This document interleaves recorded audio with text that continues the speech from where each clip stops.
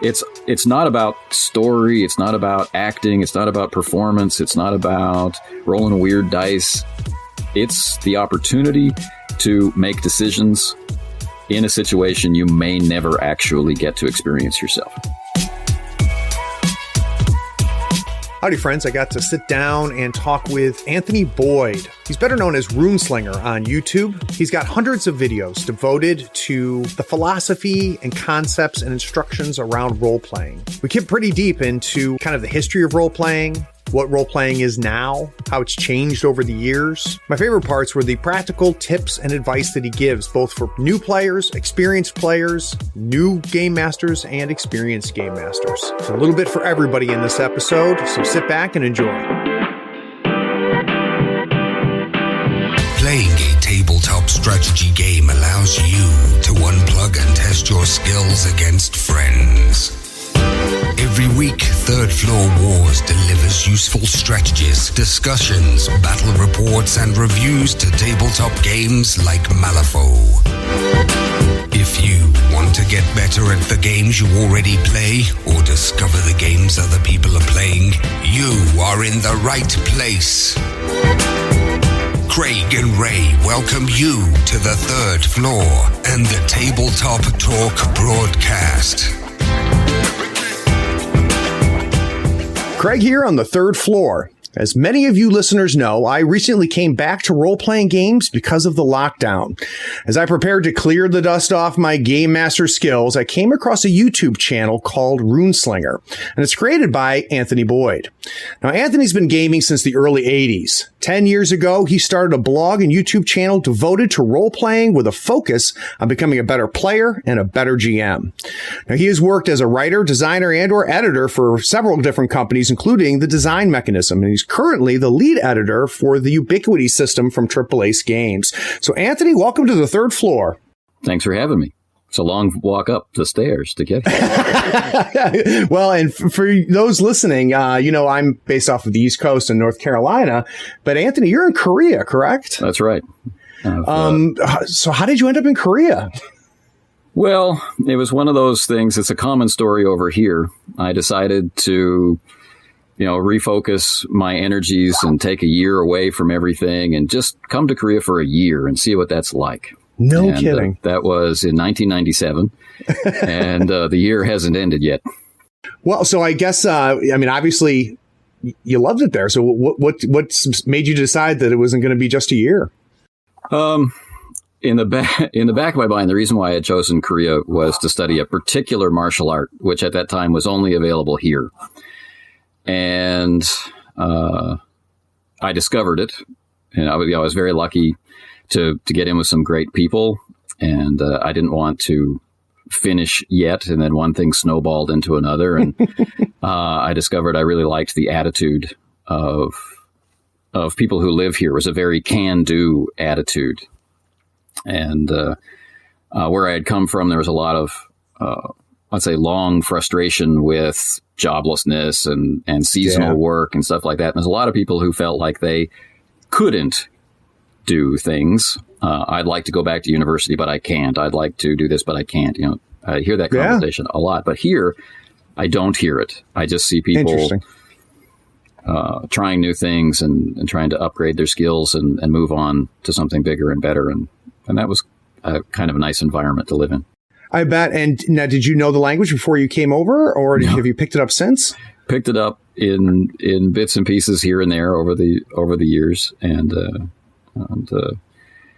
got married, and then we just kept adding piles and piles of dogs, and now the idea of going home is an impossibility. I bet. So, seeing this is not a podcast about Korea, we probably should move on to tabletop gaming. So one of the questions I always ask my guests when it's the first time on the show is, how did you get into tabletop gaming? So how old were you, and what was kind of the first thing that made you go, I want to know what's going on here? Well, we started, one of my friends had a lot of older brothers, and they were into,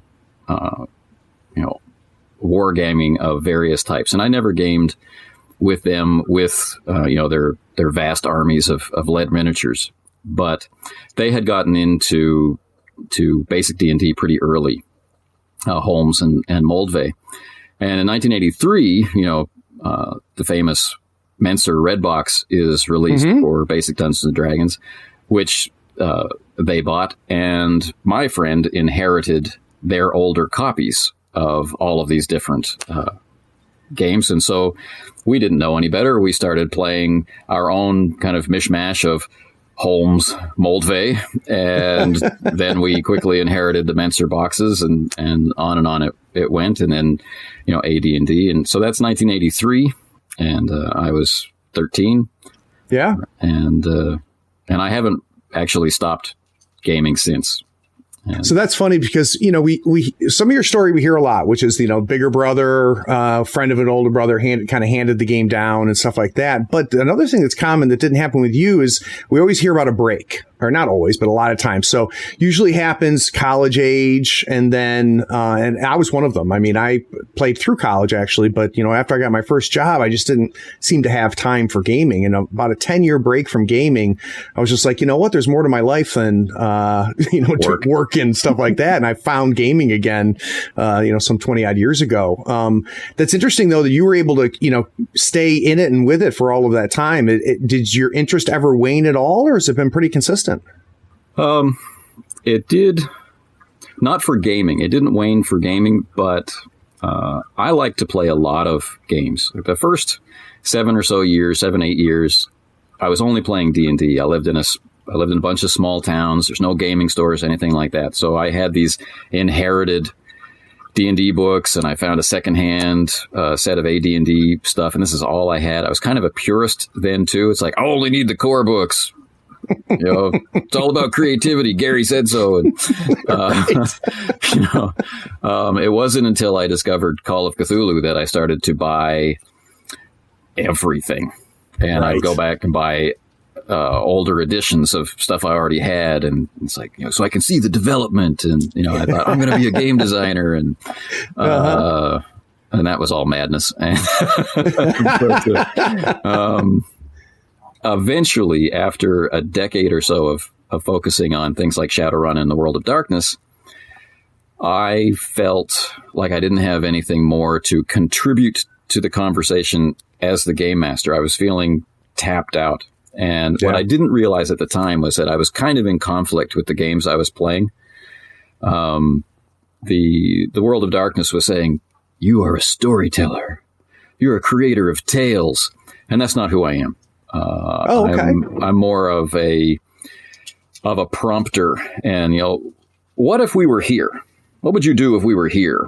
And then the players start doing stuff because we're there. And then I'm thinking, well, how does the world react? And that kind of stuff. So I was kind of looking for a game to talk to me differently. Okay. And I stumbled across Hollow Earth Expedition and by Exile Games, and a game called All for One Regime Diabolique by Triple Ace Games, using the Ubiquity role-playing system. And it was very familiar mechanics. It wasn't very difficult to learn, but it stopped talking to me about, this is your story, you're an entertainer, you have to write or prepare or craft or any of these things. It's, let's play, right? Cool. This is Pulp Fiction. It's exciting. Let's get excited. And I was like, this is why I started to play. Very interesting. Now, obviously a lot of role playing throughout since 1983. Yeah. Do you ever get into other things, board games, tabletop miniature games, or anything like that? Or is it primarily role playing? Primarily role playing. And so I guess it's no surprise that I became a big Battletech player. Because there's something about Battletech I've found over the years that people identify with the pilot in that mech. Even if you're playing with armies, there's that one mech on the table that's you. Yeah. So, Battletech campaigns, and now the role-playing game is called A Time of War.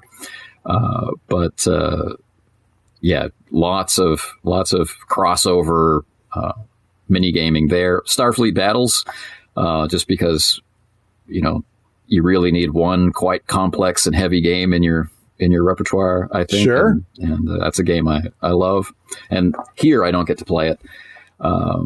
But Renegade Legion, that's an old game by FASA that died.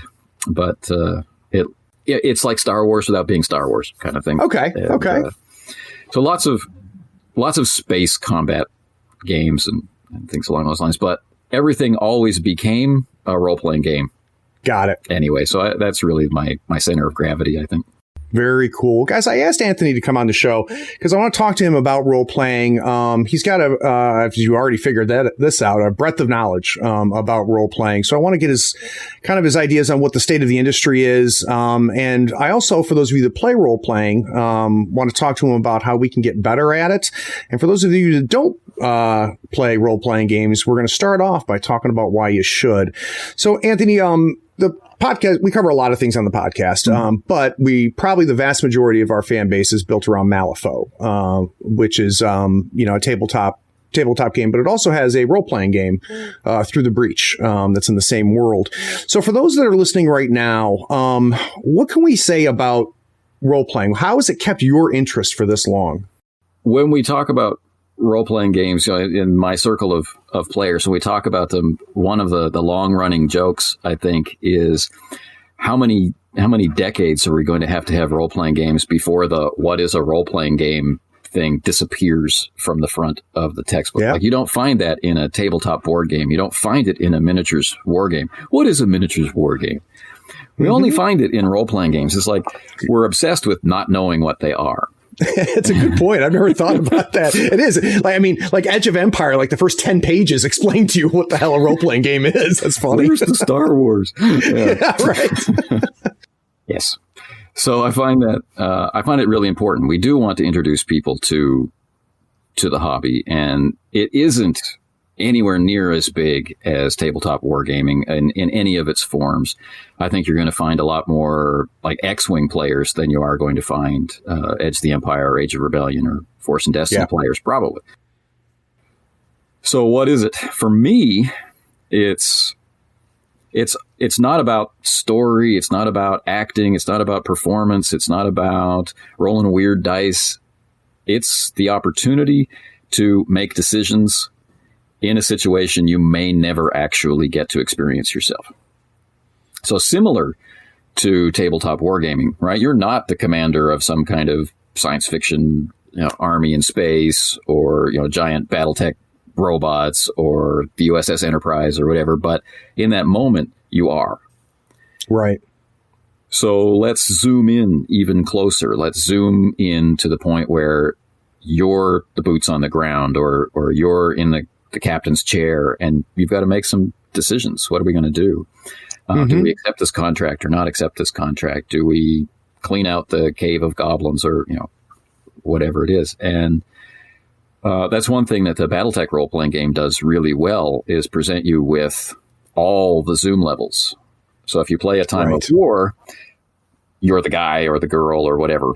And then if you're playing standard BattleTech, the skirmish mode of BattleTech, you've got a lance, you've got 4 people on your side, you have 4 people on the other side, and that's another Zoom level. Or we go out to bigger battalions and regiments, or we go out to interplanetary invasion, or we go out even farther, the whole galaxy in flames. Where's your desired Zoom level, and what do you want to focus in on? I think that's just great. So I would imagine Anthony. I would imagine, Anthony, in all the time that you've done this, that you have had many new players play with you before, right? Yes. So can you give us an idea, some of the things that, for those that stayed, right? So you introduced them to role-playing, and they became fans and played it for a bit of time or continued playing it. What are some of the things that they have said to you on why it worked for them and what they liked about it? So they've never played before. You've introduced it to them. First off, I find that people are groping for what to say about it. They enjoyed it, right? It was exciting, or it was fun, or it was scary. I like to do a lot of horror role-playing games or dramatic role-playing games. So they talk about the experience of the session, the story that we made by playing. And that's cool. And that's the hook, I think. When we started playing when we were 13, it was because, how often have you screamed at the TV, "Don't go down in the basement"? There were garden shears. Why are you taking, Right. So, that was the thing. It was that opportunity to be in that moment. I didn't care if it turned into a story at the end. I cared about what I could do in that moment. So that's when I know that we're connecting as a group. When people start talking about, oh, when you went through the window, oh man, that was fantastic. All right. It's not talking about, that emotional beat after we finished the negotiation when you turned and you wiped that tear away. I thought that was, right. Or the, when you rolled all sixes, when you hear people talk about tabletop gamings, they say, I flipped a red joker on the crucial hit. It's funny that you say that, because what prompted me to get back into this role playing was I have a group of guys that I go camping with twice a year, and it's a camping for gamers thing. We got a whole Facebook to-do-ta-da with it, right? And anywhere from 5 to 15 guys will show up every year for any of the 2 sessions. And around the campfire, after we're done playing games and maybe drinking a couple beers and maybe eating a lot of meat, we just get talking about gaming, right? And one of the things that they kept getting frustrated with is they would ask me, like, what are my favorite games or favorite gaming memories? And as much as I, focus on tabletop gaming, love miniature gaming, my favorite memories, my favorite times gaming have always been role playing. And finally they just said, well, put up or shut up, Craig. It's time for you to run a game. So, so I get what you're saying with that, Anthony, because that's what it was for me too. I mean, I had not played role playing games in 15, 20 years. And still, when someone asked me what was my favorite gaming experience, it always was a role-playing session, and exactly as you described it as well. How about for people that are, say, hesitant?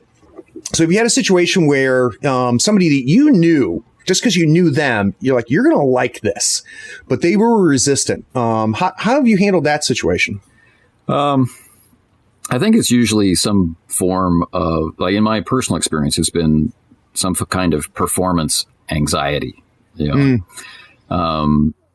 Well, what if I make bad decisions, or they've heard something about LARP? They think people are going to show up in costumes or something, and so setting expectations has been pretty helpful. Because there's nothing that happens in a role playing session that any adult hasn't done at some point in their life. We've all had to roll dice for something, even if it was just in school. We've all had to imagine something. We've all had the conversation of like, well, if I had been there, I would have, and that's it. Now you're a role player. You already know. And I think that's a great way to put it. All right, guys, we're going to take a quick break. When we get back from this break, we're going to talk about some things that Anthony can show us that'll make us better role players. We'll be right back.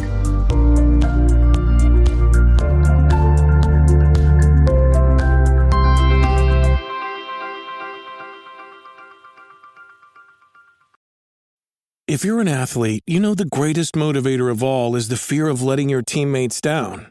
After all, a team is only as good as its weakest link.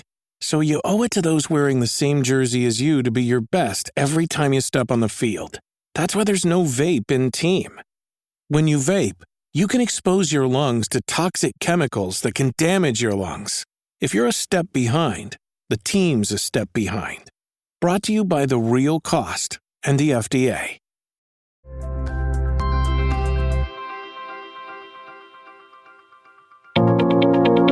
Howdy friends, Craig here. Nothing makes Malifaux easier than having the right tools. Here at the third floor, we love all the licensed Malifaux goodies from Custom Meeple. Not only are they helping support this podcast, they sell custom-made weird licensed tokens and terrain. They sell it all. Crew boxes, terrain, markers, tokens, and even a 3x3 full Malifaux board. Custom Meeple sells a complete M3E token set covering every marker and token you need to play. Custom Meeple are the source for the official accessories for Malifaux. Everything is designed by hand and authorized by Weird Games. Check them out at custommeeple.com, that's with one M, or follow the link in the show notes. Up your Malifaux game and be sure to tell them Craig from the third floor sent you. If you use the promo code Third Floor Friend, all one word, THIRDFLOORFRIEND, you'll get a 5% discount and help support the podcast. It's valid on everything except retail products and playmats. So now that we got kind of an idea, where Anthony comes from and where his love of role-playing comes from, and I think you can already get a sense of why I wanted Anthony on the show. I find his perspective and his ability to verbalize certain concepts around role-playing to be pretty cool.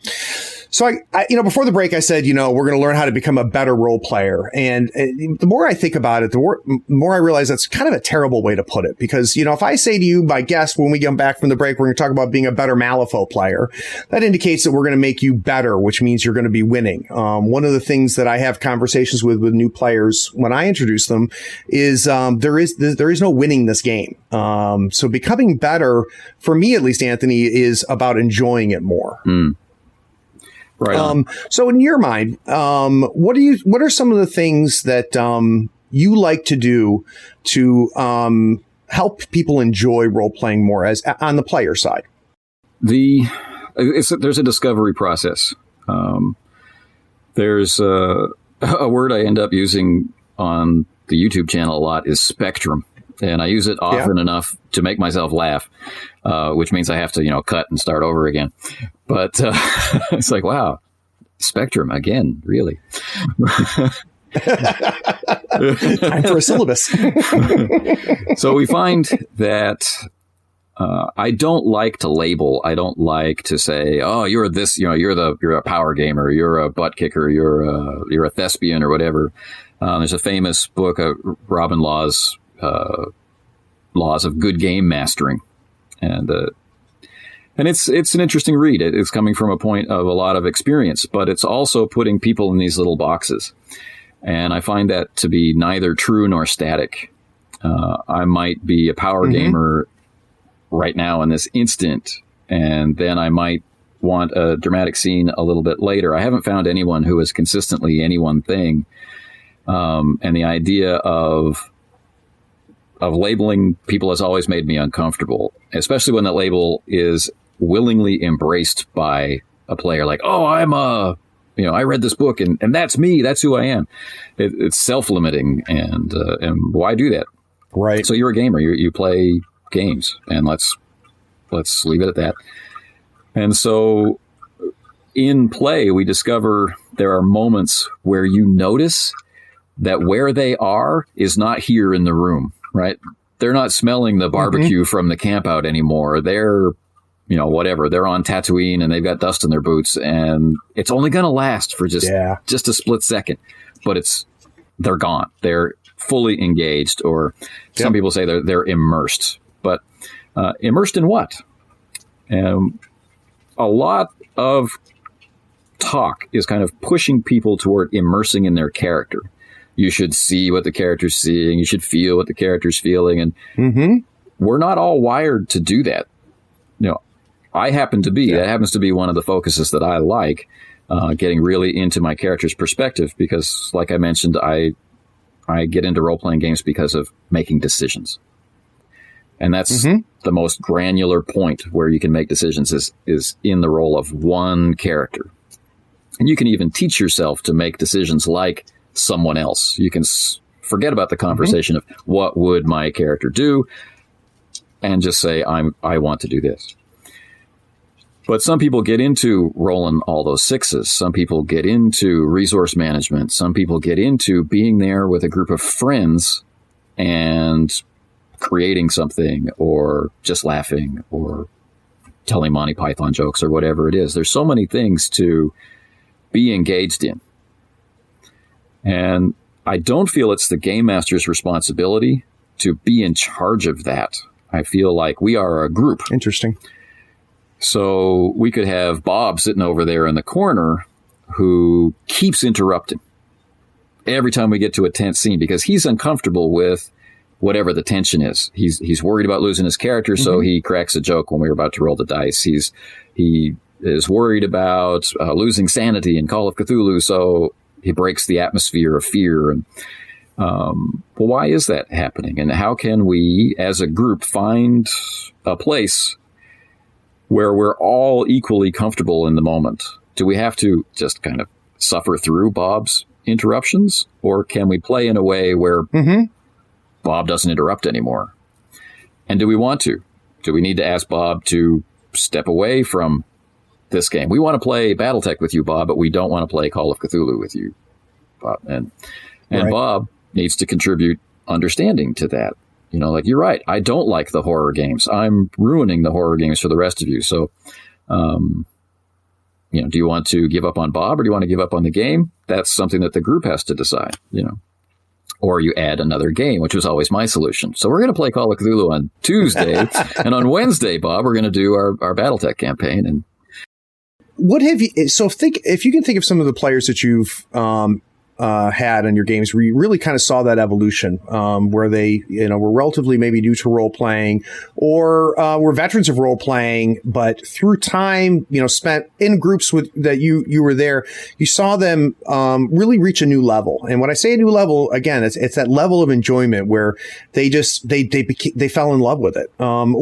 Can you talk us through kind of what you saw happen? There's two things I guess I would want to talk about in response to that question. One is simply, you know, there's that awkward moment. You've put a new group together. Nobody really knows each other. And you start playing, and because of the game, you become friends. I think we can find that in a lot of different games. First, you start to rely on each other because this is your hobby, and without them, you can't play, right? So there's that sense of reliance. But then you get to know each other, and you've got stories from the game, but you also have pre-game stories and post-game stories. And then you find that you're going out for coffee after the game. You've been there for 4 or 5 hours playing. You had an hour kind of chit-chat before the game, and now you're sitting, I'm Canadian, so I'm sitting in a Tim Hortons at 2:00 in the morning talking about a game that was 6 hours ago. Then you know that the enjoyment is real, because it has opened you up to who these people are, who these people can be, and the game was fun enough that you can just sit and talk about it and not play it. So that's an important thing. But really, in my groups, when we were kids, we always had everybody being the game master. We all had the same books. We all had the same rules, and none of us had access to buying modules or adventures or adventure paths or anything like that. So we were all making our own stuff up, and we're playing every day of the week, and everybody was the game. Everybody had their own campaign world. I get to college, and I'm meeting a lot more gamers from different gaming backgrounds, like the RuneQuest guy or the Paranoia guy or whatever. And Paranoia, that was a good game. So I was finally exposed to new games, but I was also meeting people who owned games or who played games, but who did not run games. Right. And that was really weird to me. So for me, that sign of I'm a role-playing gamer is when they say, hey, I found this game and I'd like you to play it, and I'm going to run it. And so I'm like, yeah. Hook set. That's Now, do you think being a game master or trying being a game master makes you a better player? Yeah, I think so. Because, I mean, in role-playing games, we're making decisions, and making decisions is based on information and perspective and your ability to see all the way around whatever the problem, whether it's social or tactical or whatever. So why wouldn't you want to experiment with the different opportunities that game mastering provides? I think the name is off-putting. Dungeon Master, Game Master, the Keeper of Arcane Lore, the Storyteller. All of these things seem to dump so much responsibility on a single person.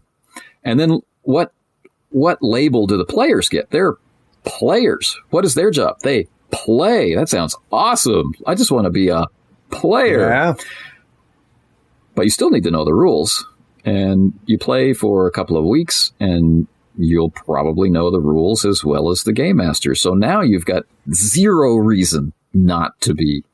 And do you think that the fear of that burden that's out there, that's what prevents a lot of people from making that transition, or at least giving it a shot? What I've heard most coming back to me is, I don't have any stories to tell. I'm not a writer. I'm not creative in that way.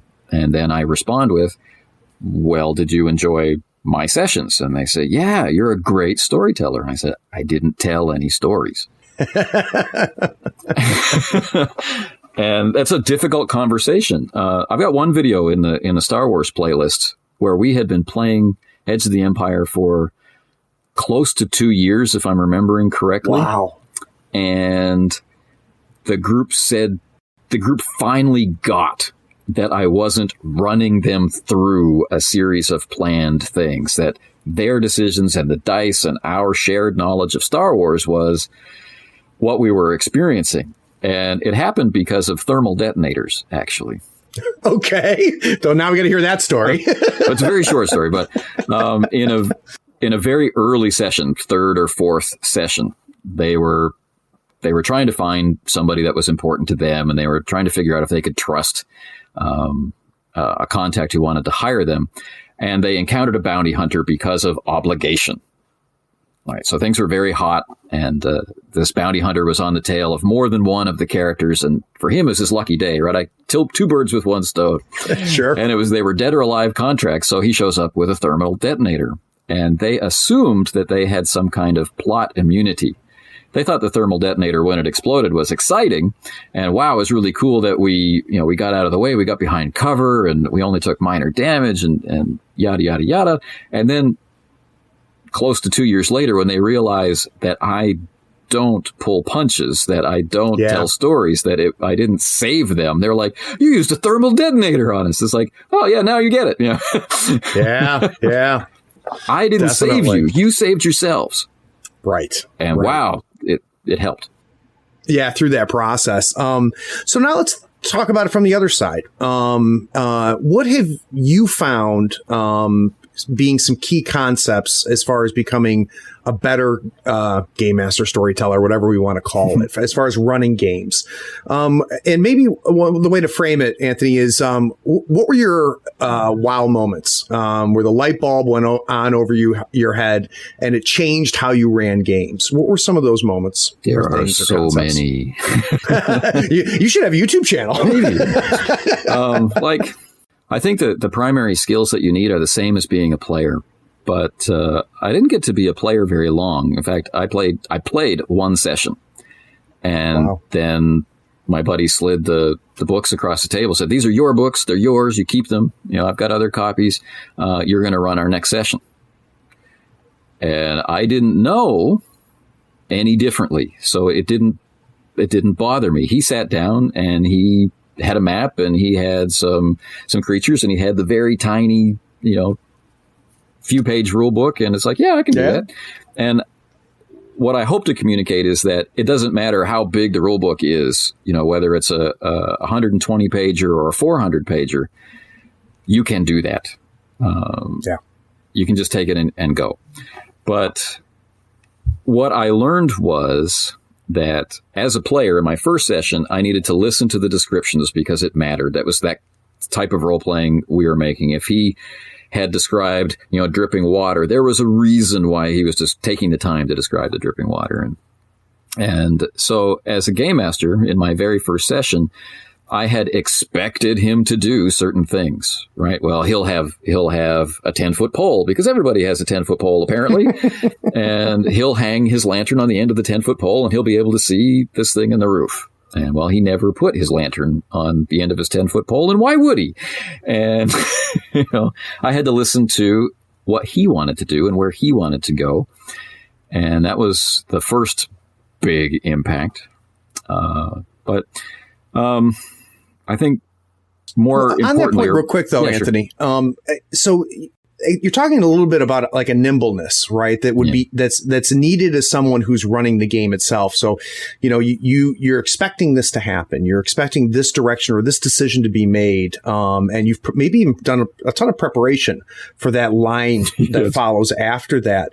what are some things that you have done to be able to shift gears, to be nimble, and to be able to react and have the world react to the decisions the players are making?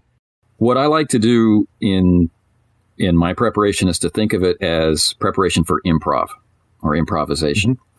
Meaning I don't know what the other person is going to say, and I have to start from that point of view. I'm not going to try to predict what the players are going to do. I'm only going to try and predict what my part of the equation is going to be. So obviously there's going to be characters in the background. They're going to be non-player characters. What are they doing before they get interrupted? I don't know what the interruption will be. I don't even know when the interruption will be. So what is a hoped for timeline? If their day goes perfectly, where do they want to be? And do they have the skills to make that happen? And sometimes they don't. Mm-hmm. So they're going to have to recruit someone, or they're going to have to pay for something. And I start living in that headspace as the non-player characters. What do I want to do? And then we start playing. I know where people are going to be. I've done my prep for improv. I know what things look like. With Star Wars or Star Trek or a lot of IPs, that's really easy. All you had to do for homework was watch the movies or watch the show. So you know what things look like, sound like, smell like. So that just means you need to focus on where people are going and what they're doing and what their shortcomings are, what they have to overcome. And then the players come charging through or bumbling through or precisely moving through in their own particular idiom. And you go, wow, that was exciting. And it's 4 hours later. And, you know, when the smoke clears, you think, wow, that was a really cool session. And someone should write that down, or someone should record it, because that was really cool. So when you're running games, Anthony, what are some things that you do to make the world real? So we got part of it when we just talked about, right, is you try to make it inhabited by real people, people that existed before the player characters showed up, exist after the player characters show up, have goals, dreams, and aspirations, just like the characters, you know, that the other players are running. What are some other things that you do to make the world real? I try to remember different senses. I'm going to say try to remember, because game mastering and playing, these are perishable skills, believe it or not. You can have a sense of what you should be doing and then discover an hour into a session that you're not doing it, right?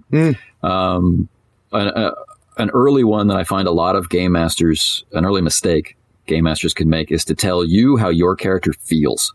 And then you get instant pushback, like, I don't feel that way, right? Yeah. So there's that going on. So you can find you slip back into old habits. So people who really like dice tend to, in a moment of panic or in a moment of stress, they tend to go to the dice. Yep. And maybe that was not the best time to go to the dice. Or we have these long planning sessions. Have you ever been involved in a planning a heist, and it's like 2 hours later and it's like, what are we going to do? Nothing has happened.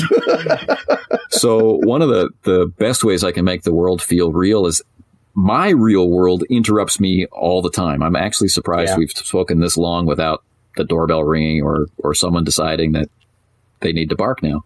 But I like to make time a big factor of what I'm talking about. I keep it clear in my own head. I have a sense of a timeline that we're on. Not that the players have to do something on the timeline, but the world is moving. Right. And so any role-playing conversation that you and I had together, that's real world time. And I just keep track of the time. It's been 5 minutes. It's been 10 minutes. It's been 15 minutes. And what does that mean the rest of the world has been able to do in that time? Raymond Chandler, a writer I adore, had some advice that, you know, if nothing is happening, have some guys, you know, kick in the door and start firing. That's a little violent for the way that I play, but it's very Chandler, though. Yeah. But there's the key, right? Something has to happen, and nothing will happen in the world without the game master prompting it. The players going somewhere prompts the game master to describe and interact. But if the players are stuck, and soon they're going to feel like a bunch of guys in a room talking about what their characters might want to do, but there's this point of hesitation or they're hung up on something. And you're listening to this and you're listening for the point where, okay, the plan is now like circled the drain like 3 or 4 times. And all you have to do is raise an eyebrow or lean in or say, let's go back to the beginning and let's summarize what's been said. Or, whatever. Or you might say the doorbell rings. Right. Well, and that kind of gets into another aspect of this, Anthony, which is, if you search for, become a better GM on YouTube, you're going to find 100 videos talking about pace, right? And pacing. And I'd like to get a sense from you. Does that mean something to you? And what does that mean? And how much of it is a part of what you do when you run a game? I do, but I think it's one of those loaded words, kind of like story. Yeah. So if I am the type of game master who has prepared, I don't know if you're familiar with Dragonlance. I don't know if you played it way back in the day, right? I'm a couple years older than you, so I'm a Redbox guy and definitely know Dragonlance. Awesome. Okay. So to be charitable, it's a heavily scripted adventure, let's say. Right. So if that's your style, like if you have the ability to create these kinds of richly detailed worlds, if you can inspire people to want to do where your story is going, and so that group is in harmony, so the players don't feel like the game master is writing a story, if that's you, and that's not everybody, right? Yep. If that's you, then pacing means something completely different than to what it means to me, right? You're planning your reveals, you're planning your pushes from behind or your lures from the front. You're deciding if is carrot or stick, and is it okay for someone to die now at this point? You're thinking about the emotional life of the characters. If you game master from the other point of view of just understanding the fictional elements in the world, then pacing is all about the mood in the room right now. Okay. So if you're the storyteller GM that I just described, the players are more responsible for controlling their engagement in your story, right? Loving it, liking it, taking you aside and saying, dude, this is so boring. I really need you to change. Whatever. Yep. But if you're more improvisational based, then are people faltering, fumbling? Do they understand what you are telling them? So then you need to slow down if they're not getting it, or you need to speed up if they're anxious for you to finish your description so they can do something, right? So pacing has pretty different meanings.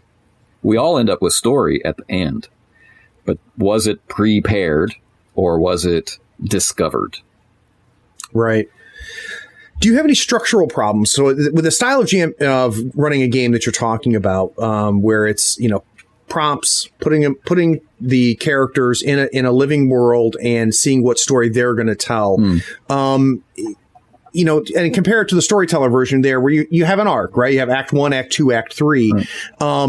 Is that something that you think just happens naturally in the style of role playing that you're talking about, or does that not even matter? I think it does matter. I think the bugbear that you encounter is consistency. If you're improvising, does everybody remember clearly what happened last week or what mattered to them last week? Does everything come to a crashing halt because some person in the room can't remember an NPC's name, or can't remember that this was a secret? I can't believe you just said that. Right. Yeah. I didn't say it. That was me. That wasn't my character. It's like, I don't think so. So there are things that happen. So absolutely, this matters. This let's say storyteller versus improvisational as a spectrum, and all the shades in between. I got you to say it. Yeah. Everybody take a drink. But the storyteller has to deal with people coming off of the railroad or coming off of the storyline. And they have an easy solution to it. And the pejorative name for it out there is the quantum ogre, right? That's the first time I've heard that. Okay. So it's weirdly named. It might be better as like Schrodinger's ogre, but here's the thing: you need them to go left because that's where the story is, and there's just a whole bunch of empty rooms and stuff where there's nothing important to the right. You need them to go left, so they of course go right, and so you just transpose what was on the left to what was on the right. In other words, you take away their decision. They're not telling you where to go. The train is going to the next station, regardless. This is pretty much universally reviled when described, and I'm not a fan of it either, but when you're playing in it, if it's done well, you don't even notice. You may realize later, right? You're like, oh, wait a minute. You may realize later. Son of a bitch. Exactly. And I've had that experience, and it's not an experience that I put on other people, but there are players who like it. There are game masters who like it. And when they come together, the game is awesome. It's only a problem when you're at loggerheads with what's the right way to run the game. So what's your issue with it then? So you say it's really not your favorite thing, but it can be done well. Why don't you like it? Why don't you like the saying, you know what, I need this to happen, and I'm going to manipulate the world to get us there so that their decisions ultimately, they think they're making the decisions, but their decisions ultimately didn't matter. Well, because for me, at the heart, role-playing is making decisions. And so you've taken away the one thing that I was there to do. Gotcha. But I've got a friend who loves the story. Like when we were playing, he was writing out the story, page after page after page of notes. Like he could have just taken an audio recording, but he wrote it by hand. And the goal was to turn it into a graphic novel. And I don't know if that will ever happen. But the thing for him, the thing that was drawing him was the story. He was an actor by disposition and by profession, and it's all about, the play is the thing. He liked rolling the dice. He liked the tension of that. He liked the interaction socially and whatnot, but he was always focused on what does it mean? What is their motivation? Right? He was seeing the story part of it, something that I'm not doing as the game master. So for him, if I had been railroading the whole time, it wouldn't have affected his enjoyment because he was there to deliver lines. He was there to feel the feelings. He was there to play his role. Right. When I'm in his seat, I'm there to decide what my role is. He wanted to be the smuggler. I want to know what it's like to be in a situation where I might have to smuggle to survive. Right. So it's hard to describe. It's different. We can have the same conversation and miss each other. We can pass like ships in the night and think we both had the same conversation.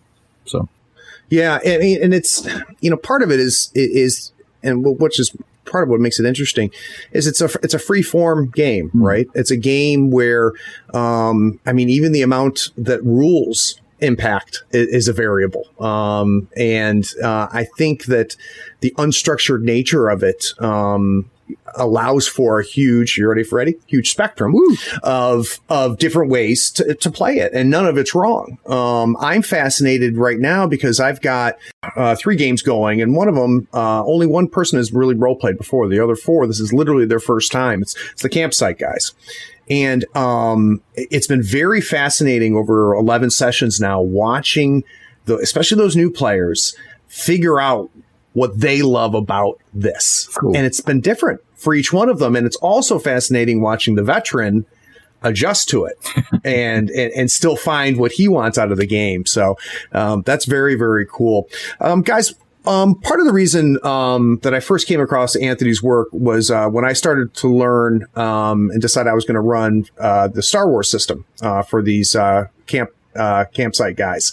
So, and if you go to his channel, you're going to find what I will argue to be, I think, not only the most comprehensive, but maybe the best collection of videos about the system itself. So, when we get back from this break, we're going to talk about the Star Wars role-playing game system. And listeners, of course, we talked to Jay Little.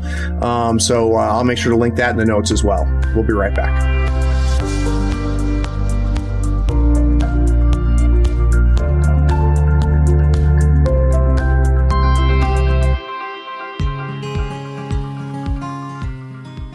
Howdy friends, here on the third floor you'll find us playing Malifaux and other games on mats by Mars. They are scratch resistant, waterproof, wet erase Marco compatible, and lighter than neoprene.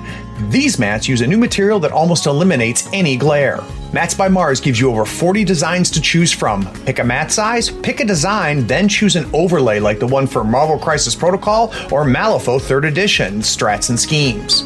It's going to speed up your deployment and the placement of strategy and objective markers. Until the end of June 2020, you can use the new promo code THIRDFLOOR620 to get a 10% discount on your next order. In the notes, you can ask for the Third Floor Wars logo to be put on your mat for free.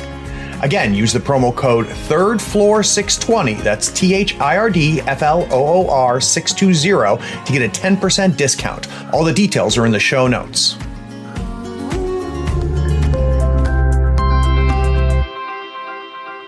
So you guys that have been listening and watching on the podcast, because we have the live plays up on the podcast, know that I have gone headfirst into Fantasy Flight Games' Star Wars system. We've got the Edge of Empire live plays up on the YouTube channel. Soon you'll be getting a podcast with a different group of live plays, and it's again how I found Anthony. A big reason why this system really kind of set its hooks in me is that I had been out of role playing for a very, very long time, and a lot had changed. Anthony, you'll appreciate this. I used to run GURPS, like first, second edition GURPS, right?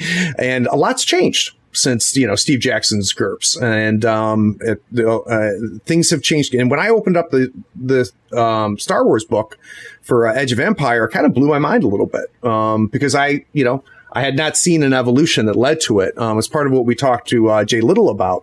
But let's start with you. So you obviously a fan because you've spent not only a ton of time playing the game and running the game, but you have, I don't know, almost 100 videos, I think, devoted to it, if I remember correctly, or close to that, right? And yeah. So hours of time of you talking about it.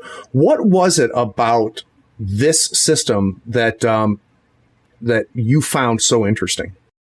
There's a skill that the game masters develop, that players develop too, except it's hidden to them because they're not in the position of authority. And that's interpreting a dice roll. There are a lot of games where what you roll, like the actual number you roll, is not terribly significant in and of itself. Like if you need to roll under, 14, you have to roll a 14 or less. It doesn't matter if you roll 13. Doesn't matter if you roll 14. Doesn't matter if you roll 2. You were successful, and that's all that really means. But I think if you cast your mind back, it mattered to you that you just made it, right? So the description starts to change. Like if you roll a 7, you get this kind of bland, yeah, you did it.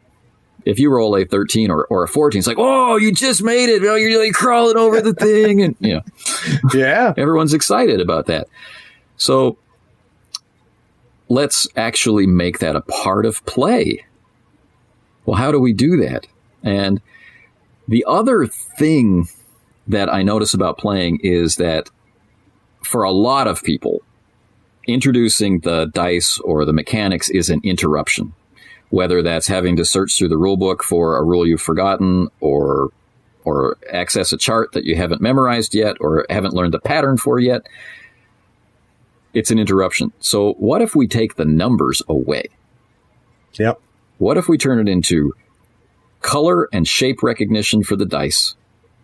What if we put a symbol on the dice that you can learn, like this is a good shape, this is a bad shape. What do the good shapes mean? What do the bad shapes mean? What if we can make it harder for you to actually talk about things that are not game related? What if we talk about, this is a threat symbol, which means in the game there's now more threat. You could just talk about it narratively, right?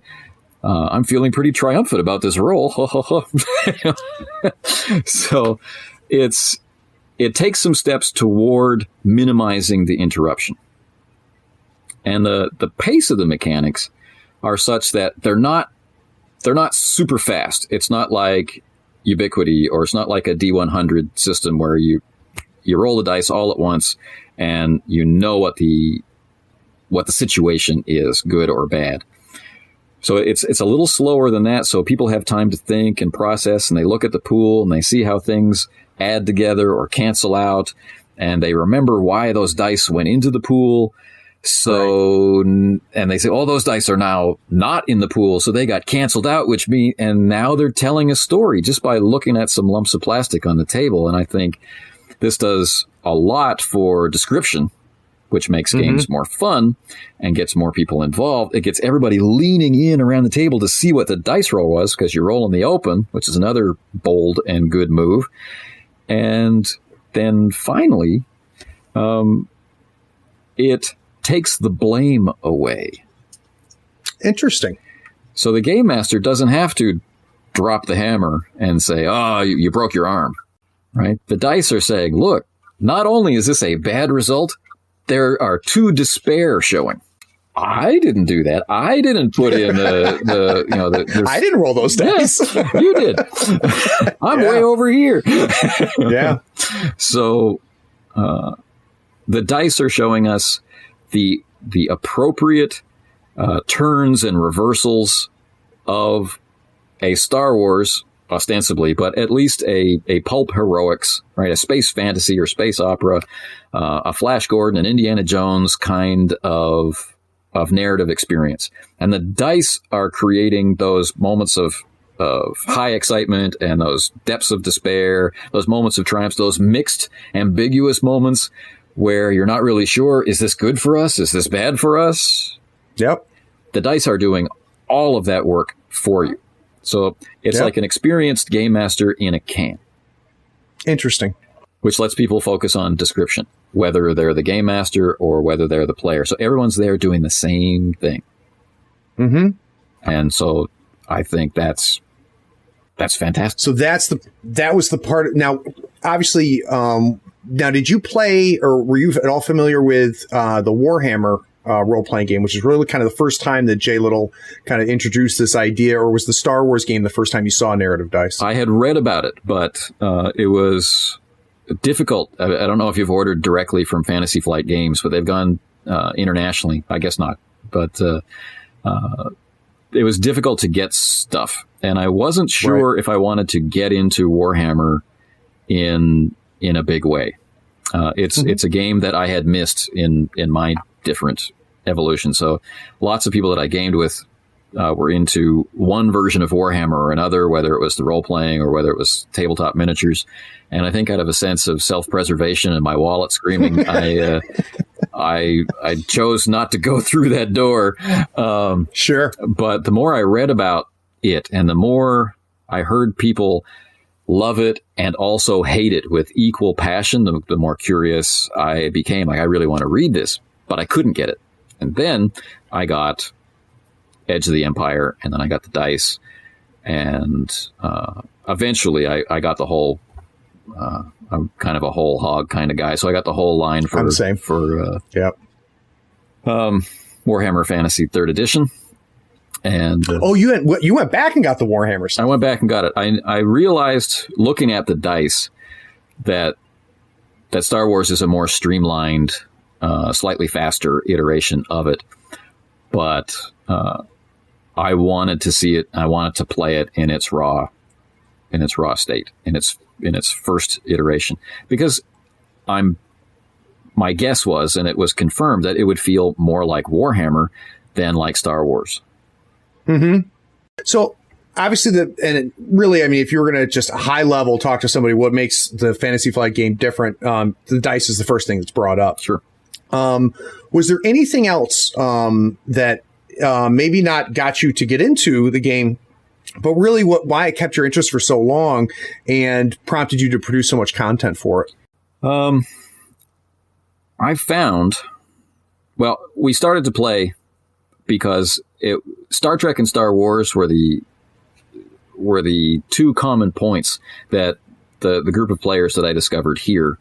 I had moved to a new city, new job kind of thing. So new group of people. What do we all like? We all like Star Wars, and they were really excited about Star Wars. So I said, well, I've got the original Star Wars game, the D6. And, that's always fun. But in my head, I'm going, but I've played it a lot, and there's some things about it that I would love to change. And then there's this new one, which I haven't played yet, so I don't know how it's going to go. And I don't know what you guys are like as players, so I don't know how you're going to react to it. So I've got this war inside my head. Yeah. And so I said, I don't feel like arguing with myself. So I said to the group, do you want to play the old one? Or do you want to play the new one? They said, we want to play the new one. Okay. And the group loved their Star Wars. In that very first session, even though I had the core book out in front of me because I wanted to start playing in a month's time, they wanted to start playing now. So we started playing now. I didn't feel ready. So I had the book in front of me. I said, if there's any special, talent that your character has, you are now responsible for knowing what that talent is. Share the cognitive load around the table. I'm going to ask you what kind of damage code your blaster has, because I haven't had a chance to memorize it yet. And, we printed out the ship sheets and had the stuff just in the middle of the table. And when someone had a question, we stopped. And we became friends by taking all the embarrassment away. More than half the group hadn't ever played any role-playing game before. Some of them had never rolled funky dice before. So we bonded over that experience. And so there's a lot of things that kept us playing it for a long time. Gotcha. But it was a remarkably successful first game in my experience. Introducing someone to basic role-playing, like the D100 system for Call of Cthulhu or RuneQuest or what have you, had been my previous go-to beginner game. It's a percentage. It's simple. Yep. You roll these dice and you see the percentage. And then the other rules you'll learn as we go on. But it looks so complicated. People panic when they see the dice. But it's like 5 minutes? Maybe? And there are complicated rules in the game. Things like how does burn work? How do guided weapons work? But these are short paragraphs in a clearly written chapter. And if you follow my advice and read the book from the first page to the last page, it will all make sense. So out of curiosity, after obviously playing other games since then, right? Is there things that you brought with you from that? Or do you miss the narrative dice? Are there mechanics that you're finding in the other games that replace that for you? Did it change how you play? It changed some things about how I think about play. The way it was written is you got structured time and you have narrative time. And this highlights the disconnect we were talking about earlier. The game mechanics for many people are an interruption, or the role play for some people is an interruption. Right. So let's be clear about that from the beginning. You've got structured play where we're rolling dice and we're going to be talking about numbers, and you've got to internalize those mechanics so that the interruption is minimized for you. Right? And we've got narrative time where we are making decisions and we are trying to understand who our characters are. So you've got to know what that is. You've got to know where you are so that you are present in the moment. So I think that's great. This is it doesn't come out and say that they're teaching you this concept, but you learn it anyway. And I found it's the ultimate bridge game. You're an old OSR guy. You're really interested in the old games. You want to keep playing some version of Basic or D&D Cyclopedia or Metamorphosis Alpha or something, but you love Star Wars and you'd like to try this out.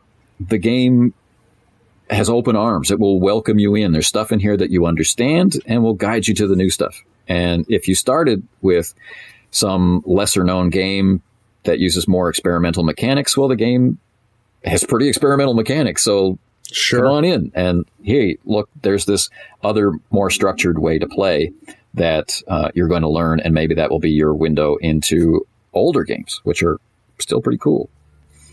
That's cool. So, guys, we're going to take one more break. When we get back from this break, we're going to talk about the games that Anthony is playing now. These are two games that I'm not familiar with, so I'm really anxious to learn about them. We'll be right back.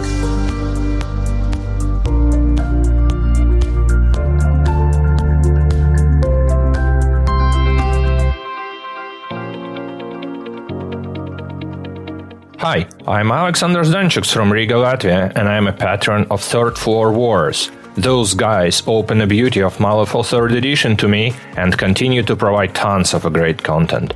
You can support them too. Follow the links in the show notes below or search for Third Floor Wars at patreon.com. What is it worth to you to get this podcast on a weekly basis? Is it worth $1 a month? $5 a month? $20 a month? If you'd like to help support the work that we're doing here on Third Floor Wars, please go by our Patreon. We're at patreon.com/Third Floor Wars. There you can pledge at any level, any dollar amount. Whatever you give us will help us put out quality content on a regular basis and hopefully make tabletop gaming a little bit better for you every week. Hey, need to give a special shout out to some of our recent patrons: Joe Hadfield, William Marjoram, Benjamin Chia, Alan Connell, Sean Fisher, James Whitbread, Bob Suderman, Nick Cromarty, Blair Thompson, Sean Ratner, Christopher Rue, and Cody Ravicki.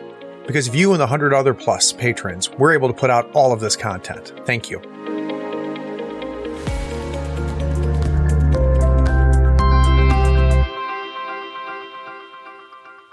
So when Anthony and I first connected, and he made the mistake of saying yes, he'd come on the show.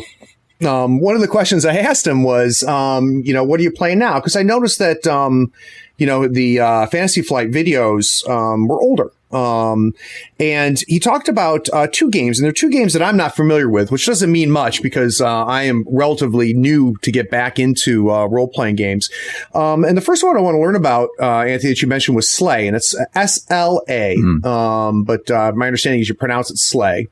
Can you give us an idea of, first of all, what it is and why are you playing it, or what brought you in? Well, I think gamers who were around for the original World of Darkness may have been exposed to Slay Industries as a role-playing game, but it's one of those games that people bought maybe and didn't play in as large a number. I think a lot of people did play it. It moved around a lot through different distributors and publishers. So it was successful. And why play it? It's a very dark dystopian game. And you are in a position of playing operatives for a giant mega corporation. And we're far, far in the future, and these megacorps aren't fighting over cities or territories like they would in a Shadowrun. They're fighting over planets. And so there are alien species and futuristic weapons. But what draws me to it still is its power dynamics and its politics. So unlike most games out there, you're not playing for experience points per se. Your characters start out quite capable. They'll slowly become more capable. But what you're really playing for is your rank and position, your status within the company. So you get, interesting. You're doing the crap jobs, kind of like the rat catcher in Warhammer. You're doing crap jobs at the beginning, trying to claw your way up to getting more lucrative jobs. But the jobs that you're doing expose the rotted white underbelly of the society that you live in. And are you playing the characters that don't care? And what does that say? And are you playing the characters that do care, but continue on that course of action anyway? And what does that say? And yeah, do you feel compelled, even in your fictional headspace, to rise up against this injustice? Well, what does that say? And that's interesting. So it sounds like the setting was something that hooked you. Was there anything mechanically that you found interesting about the game? Yeah. So much. I mean, it was quite hard to get into. I had the very first edition, which needed some tweaks in a revised edition, but like a 1.5 edition. But once I got that, it all fell into place. One of the coolest things I want to share about it is that it does away with rolled initiative. So your character's attributes matter, and they matter all the time. So how tough you are, how much damage resistance the character has, how fast they are, all of these things come into play. So depending on your traits, characters and their opposition are sorted into action phases. One round has 5 phases, and you could act in some or all of them in the same order, which means players find it a lot easier to start organizing tactics as a group. They start thinking of themselves as, I'm the guy who goes first. The two of us then have a coordinated action, and then I act independently again, and then we have another coordinated action, and then my partner acts and I don't, and this kind of thing. Yep. It's very rich decision making. Removing the randomness comes from when are the opponents acting. So it's just a different way to play. It was refreshing. And armor mattered. And so as the incoming fire is coming in, the value of your armor is decreasing, so you need to make different decisions. Healing is awful.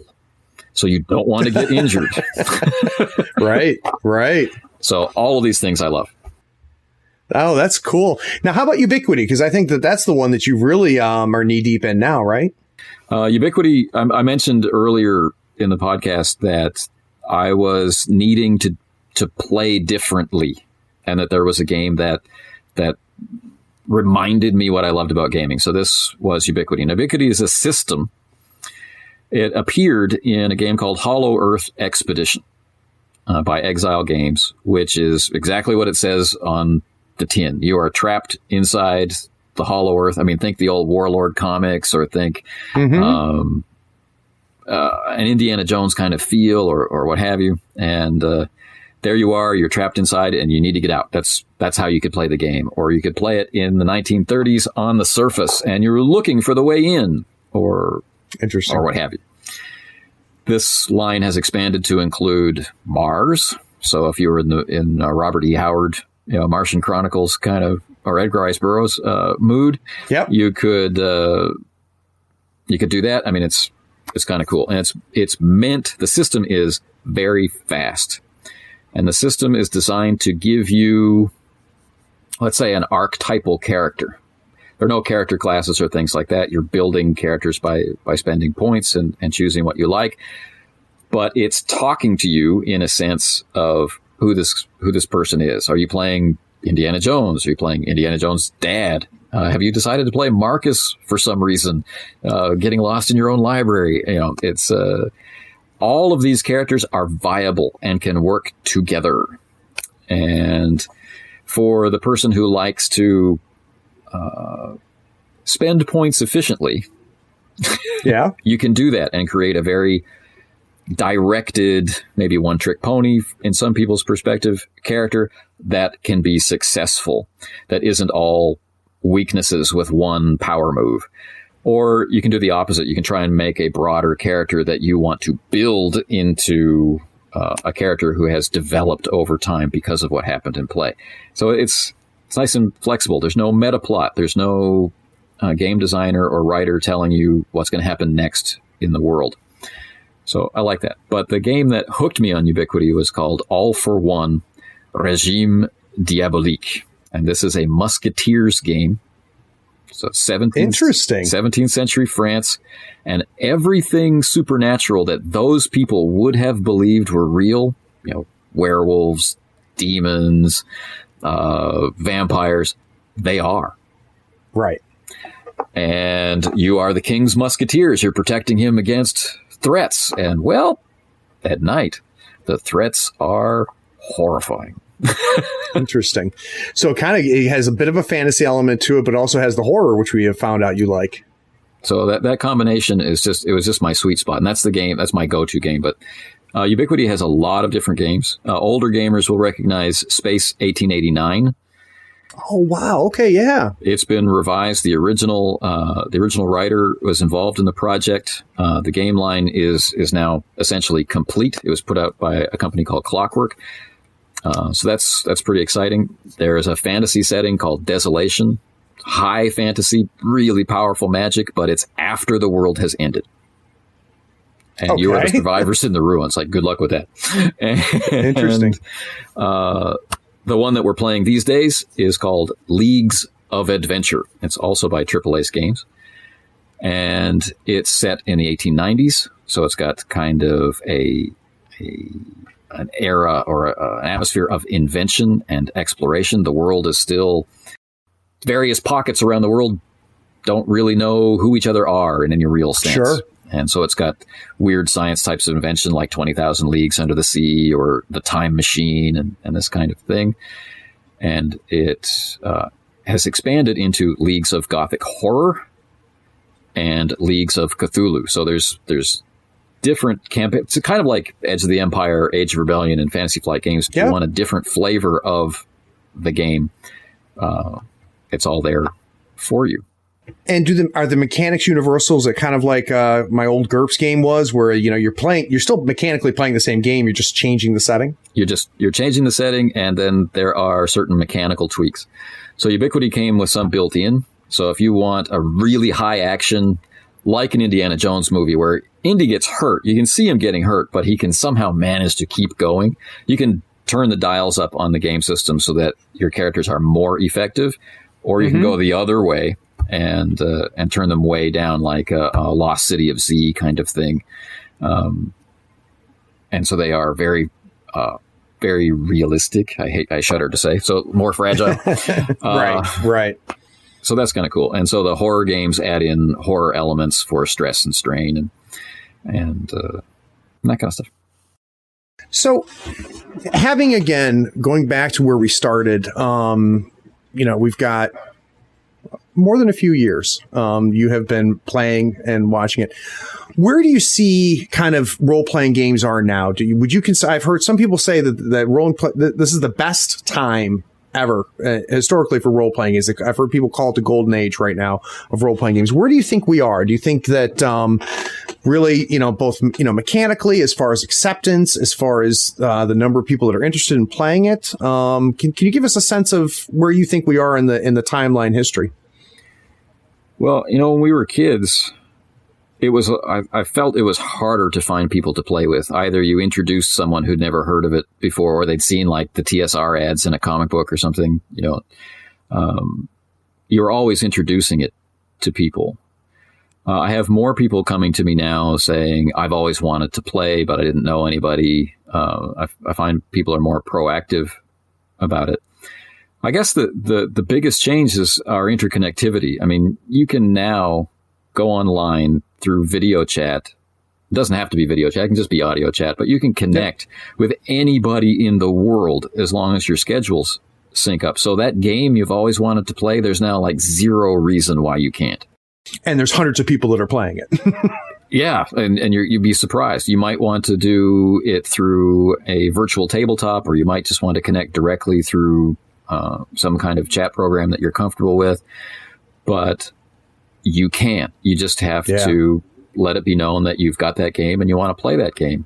And there are lots of role-playing game communities, and some of them are super friendly, and some of them are just social groups where no one's actually playing, and some of them are all about the play. So I don't know. I think labeling something a golden age, that's for the future to decide. Right. But we're seeing it mentioned on TV. We are seeing it not mentioned on TV as an odd thing. We're seeing it as something that the characters are just doing in the background because that's what people did. Like in the Stranger Things kind of vibe. And that's great for bringing people in. Role-playing games have permeated culture through video games. I would think of those as computer role-playing games, but, it's not an unheard of concept. So you want to really play a role-playing game? Here's one where you can literally do anything, right? That's the only hook you need. And so it's a great time to be a gamer. We're still arguing about stuff We're still very tribal. I don't know why we can't get away from. We can't. We can't. Why can't I just let you like your game? Oh boy! Don't you? I'll tell you. You're gonna trigger me, man. That gets me started on stuff. I'll tell you. I'm gonna quickly move us on. I would be curious because something that again is new to me. It may have been around for a long time, but as I was easing back into this hobby again, I was amazed at the amount of live play broadcasts are out there. Both, just people like you and me doing it, and, actual celebrity ones, that have, hundreds of thousands of people watching it at any point in time. I'd like to know kind of what you think about that as far as, that being present. Do you think there's anything about it that helps, anything that hurts? I'm so glad. I mean, the play is the thing, right? I mean, I'm one of those guys who has the big shelf of games, right? And people say, you can't possibly play all of those. Like, you're just a collector. But I have played most of them, just the ones that I've purchased in the last year haven't really ever hit the table. Right. So, I mean, I buy games to play them.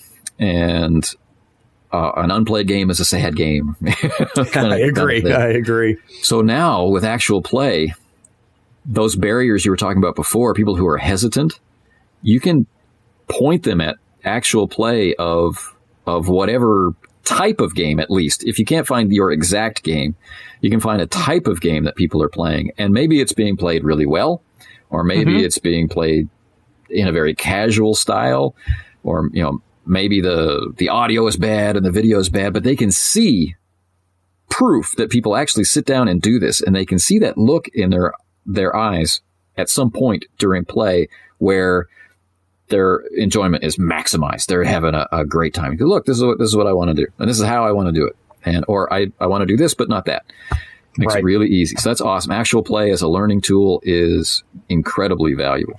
As a downside, people already find reasons not to do things. They get in their own way. Oh, I could never do that. And then you show them someone who's a professional voice actor or who's a public speaker who doesn't mind being on a stage in front of 1,000 people or whatever. And I could never do that. And then they make it true. And I find that that's sad. So it's our duty maybe to help them realize that they can, that they do it every day, that there isn't a moment that goes by where we're not imagining some other outcome. Some guy cuts you off on the highway. And it's like, you're imagining that didn't happen. I've role played that one a few times.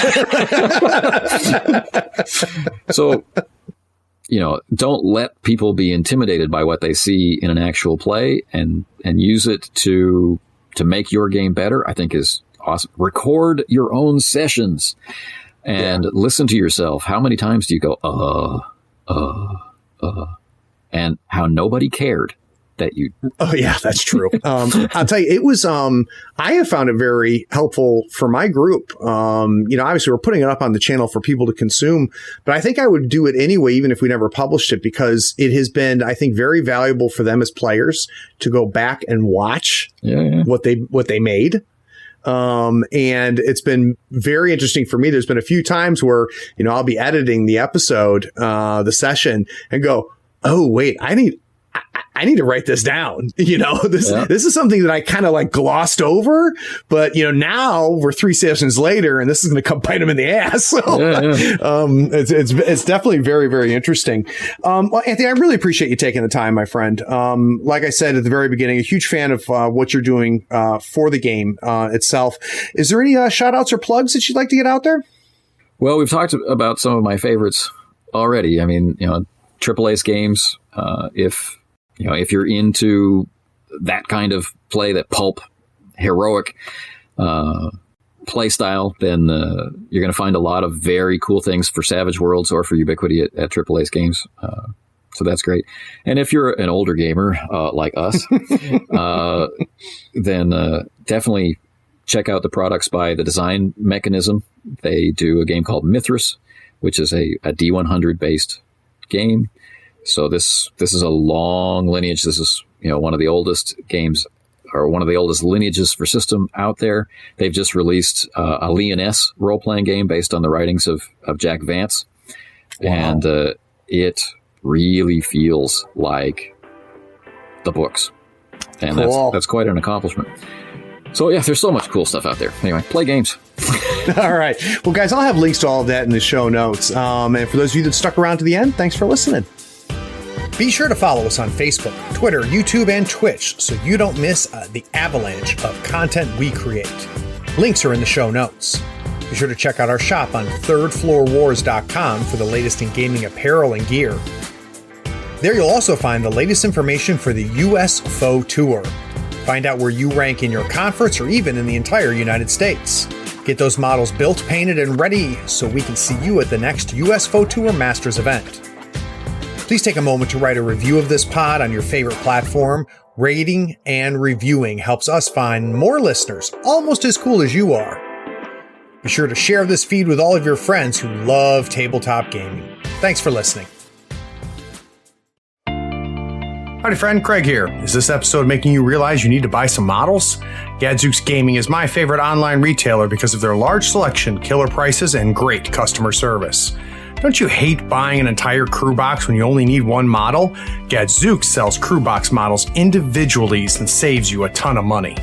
They even have free shipping to the US and Canada if you spend $100 or more. Swing by gadzooksgaming.com and make sure you tell them Craig from the Third Floor sent you. All the details are in the show notes. Howdy folks, Craig here. Now if you love gadgets as much as we do, you're going to love the new Third Floor Wars Gadget Bundle from Schooner Labs. Branded with the logo of your favorite podcast, it comes with 2 measuring multi-tools, a compass stepper for those tight and important movements, along with a compact dashboard to track your turn, strat, and scheme scoring along with your soul stones and pass tokens. It is the perfect bundle for anyone who plays Malifaux or just wants to look cool while doing it. The link is in the show notes. Check them out and help support your favorite gaming podcast. All right, this next one's going to be all you. I'm actually pretty excited about this because I have read a little bit about it, but I didn't want to read too much about it because I think it'll be better if I learn at the same time as the audience. Cool. Which one do you want to talk about first? Slay or Ubiquity?